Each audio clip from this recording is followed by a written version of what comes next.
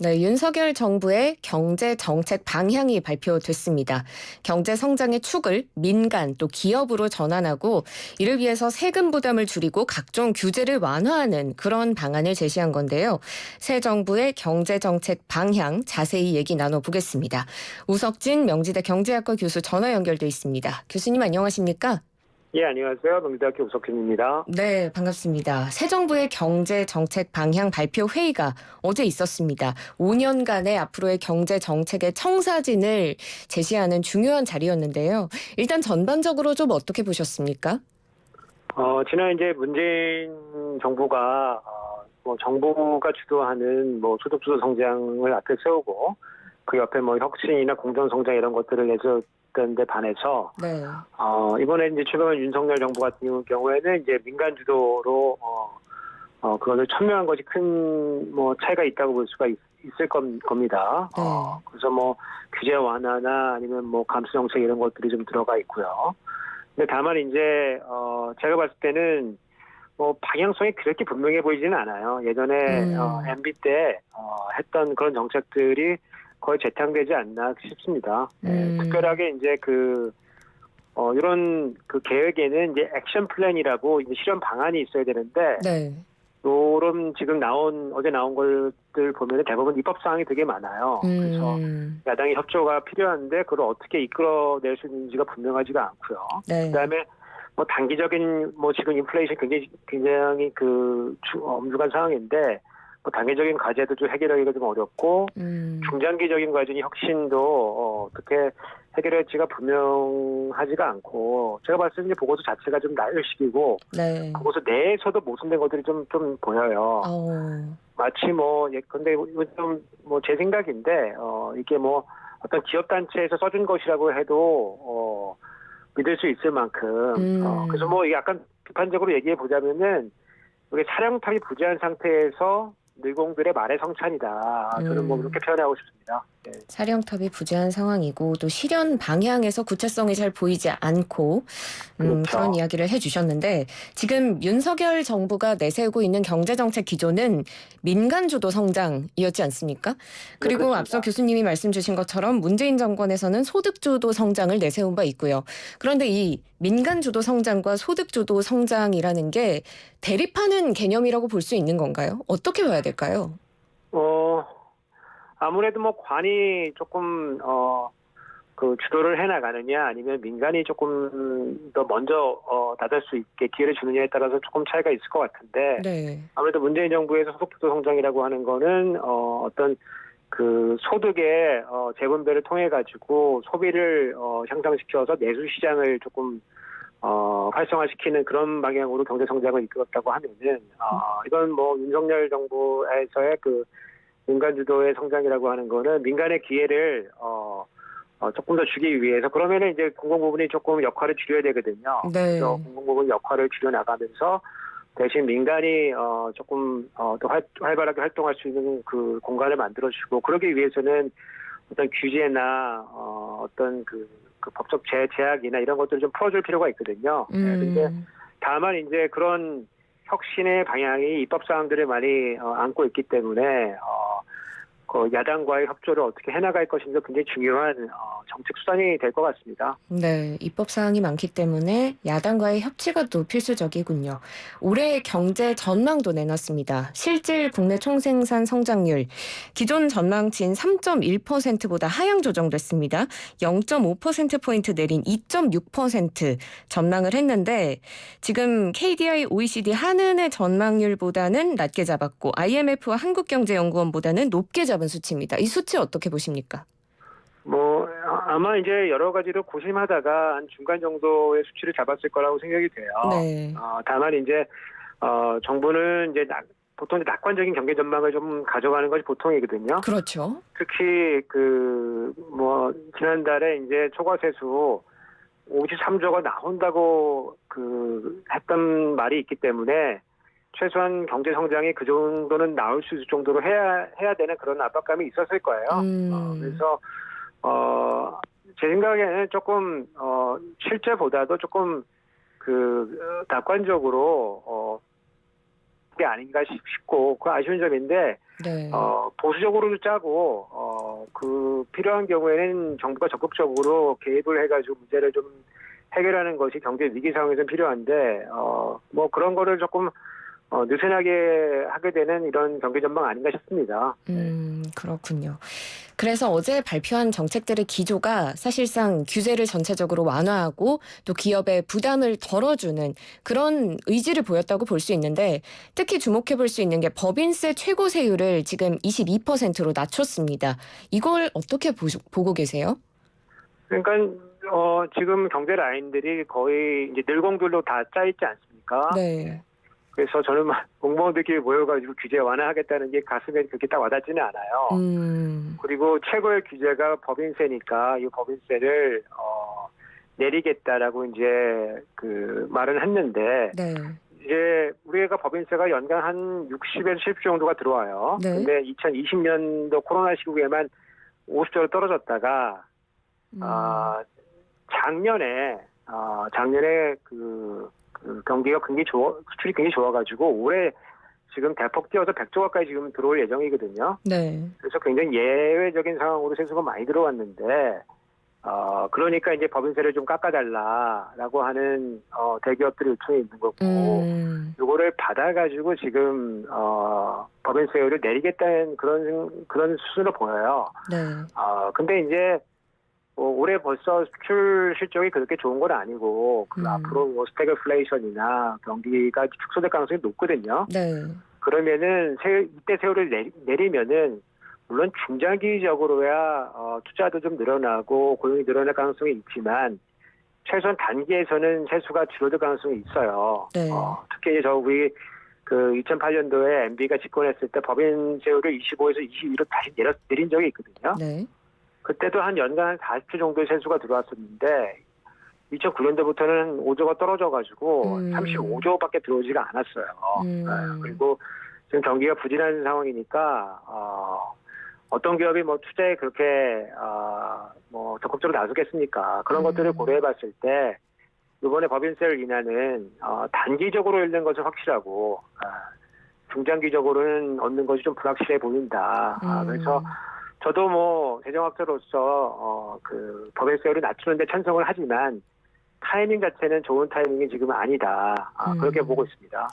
타이밍이 좋지 않았다. 그럼 세수가 줄어들면 그 줄어드는 세수만큼의 돈은 정부가 어떤 식으로 감당하겠다는 건가요? 그러니까 그게 뭐 두 가지로 할 수가 있어요. 네. 세수가 줄어들면 지출을 줄이는 방향이 하나가 있고요. 네.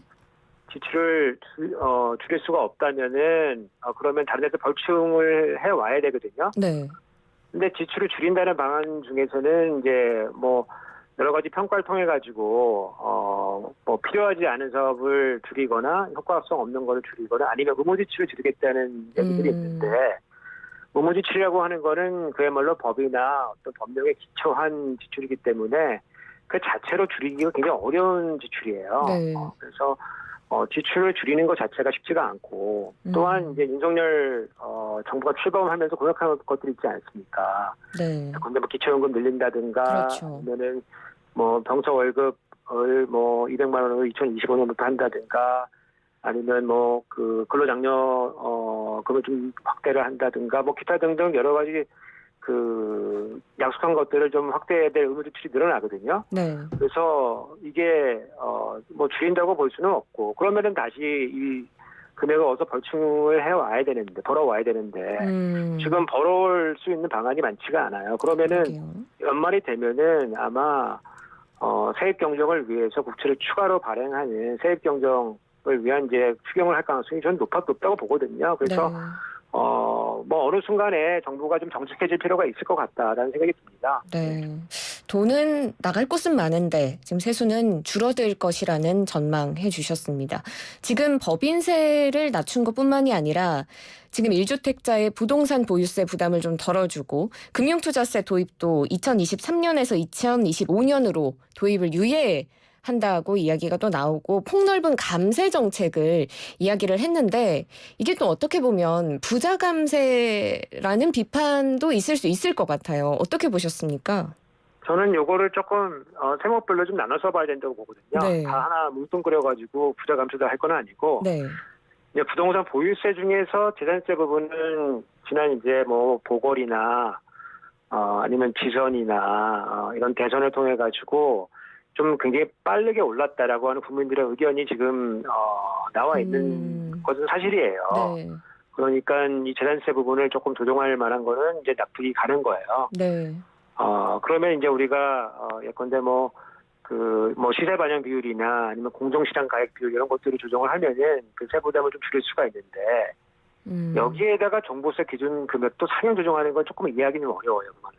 네, 그래서 그런 것들은 뭐 조금 논의를 좀 해봐야 될 것 같고 그다음에 주식시장 관련된 여러 가지 세금들은 뭐 낮춰가는 거는 뭐 시장 활성화도 좋다고 보는데 지금 주식시장 포함해가지고 금융시장들이 거의 다 손실이 나고 있는 부분이거든요. 그렇죠. 그래서 사실은 여기다가 금투세를 한다고 해도 세금을 낼 사람들이 많지가 않아요. 그래서 요 금투세 도입을 뭐 2년 연기한다는 거는 뭐 공약사항이기 때문에 뭐 진행 하는 건 어쩔 수 없겠지만은 이게 무슨 효과가 있는 세금이냐. 거기 여기에다가 또 그 중간에 그 소요가 되는 여러 가지 이제 그 거래세들도 같이 낮춰주고 있거든요. 이렇게 네. 되면은 우리 세수가 너무 많이 줄어가지고 아마 이 적당한 재정 지출을 하는 거에도 상당히 힘들고 특히 이제 우리가 경제가 어려울 때는 정부가 뒷받침하면서 경제 성장을 뒷받침해줘야 되는데 네. 지금 세수가 줄어들어가지고 아마 활발하게 정부가 뭘 하기는 좀 어려울 것 같기 때문에 이렇게 되면은 이제 서민들의 삶이 굉장히 공고해지거든요. 그래서 네.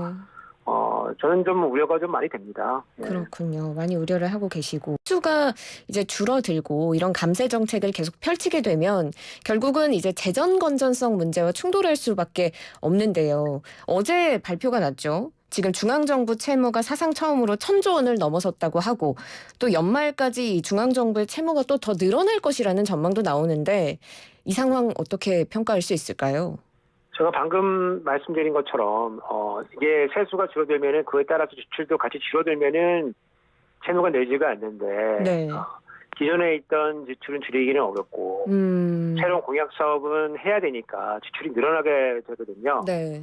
여기 이제 감세가 이제 진행이 되니까 뭐 당연히 이제 국가 채무는 늘어날 수밖에 없게 되는 거죠. 그래서 우리가 초과 세수가 53조가 들어온다고 해서 여러 가지 지금 상반기에 추정도 하고 했는데 네. 예컨대 뭐 유류세 같은 것도 30%로 5개월 연장한다고 하지 않습니까? 그렇죠. 그러면 1년에 한 5조 정도 이게 들어오던 세수가 이제 비게 되는데 이렇게 되면은 5개월 하면은 벌써 조 단위가 비게 되거든요. 네.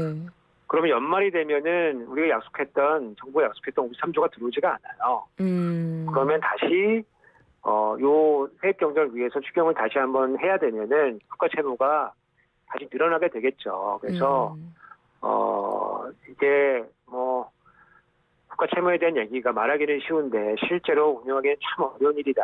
네.